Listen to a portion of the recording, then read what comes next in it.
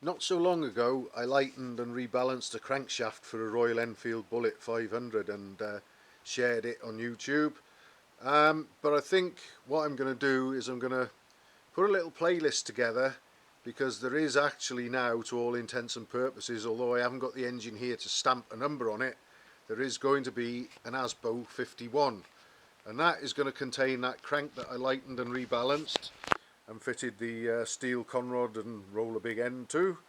And since then the owner has sent me the cylinder head, which I've ported, and I've also fitted a competition valve set which he asked me to get and fit, although I've done some work on the inlet valve because the inlet valve was absolutely massive, and I personally don't see the point. Now others may see it otherwise, but I personally don't see the point in having a valve as big as that was originally. It would have probably come out to almost the complete outer diameter of the valve seat there, not far off, and you'd have to do a hell of a lot of removal of metal inside that port to make it big enough to warrant using a valve of that size. They'll also possibly even have to weld between the fins to avoid risking breakthrough and so on. But I've opened this inlet port out to a sort of nominal 33.5 millimeters. So either the opening directly on the gasket face, the flange face on the head, or the manifold itself, which I've also opened out, could be flared to accommodate a 34mm carburettor if required, but it's more than likely probably going to be using a 32, I would think anyway. So I reduced the diameter of the head of the inlet valve and recut a seating face on it. I've cut the valve seats, I've ground the valves in and everything, and I'm happy with the fitted lengths of the springs. And that's another thing, you've got a larger valve than that there sitting further out on the seat. Unless you cut that seat way back, you're going to be pulling the valve inwards, which is going to be making your springs fitted length shorter, which is not always good, especially if you're using high lift camshafts.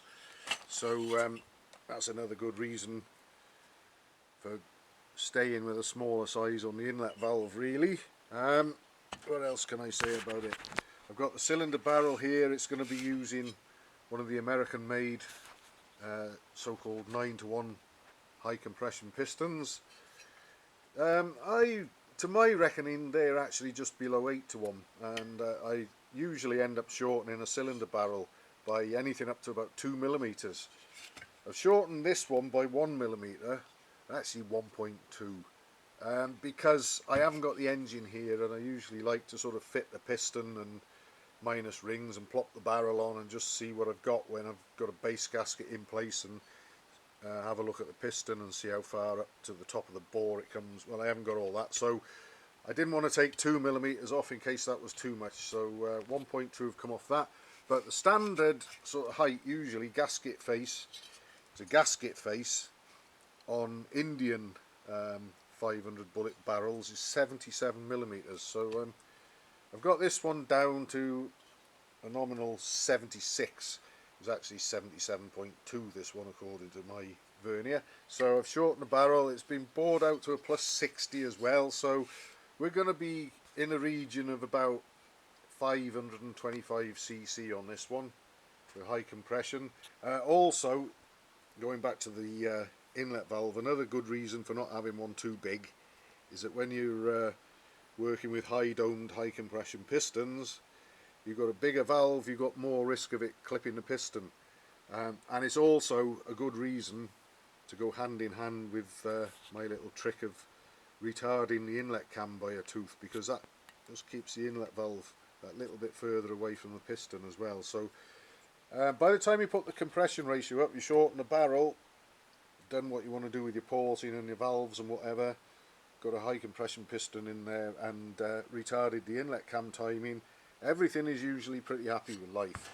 But I have recently heard of a 350, one of the 350 Asbo bullets, where the owner decided that he would put the inlet cam timing back on the dots after I retarded it when I built it, and he's since found out that the inlet valve was indeed just clipping the piston, and he also managed to hold the piston, because I think his cylinder pressures went that little bit too high and things got a bit hot.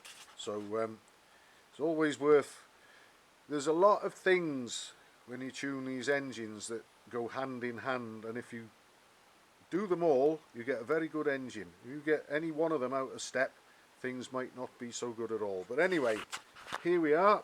We've got the cylinder head and the cylinder barrel for Asbo 51. I think I've got the piston here as well. I'll probably be able to let you have a look at that. Let's see what we got. Here it is. Just roll the bag down over it. I'll put the camera down here a sec.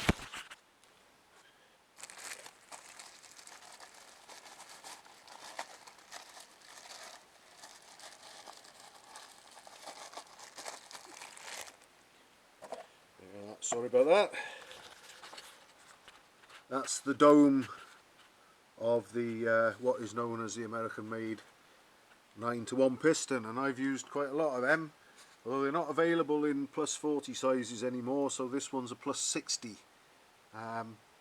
So obviously I think I've been emptying the shelves where I get them from. I've used quite a few of them. There don't seem to be any more coming to take their place though, which is a pity, because this lot, together with the lightened rebalanced crank, really makes for a fantastic 500 bullet engine, and Asbo 51 should be another one of them.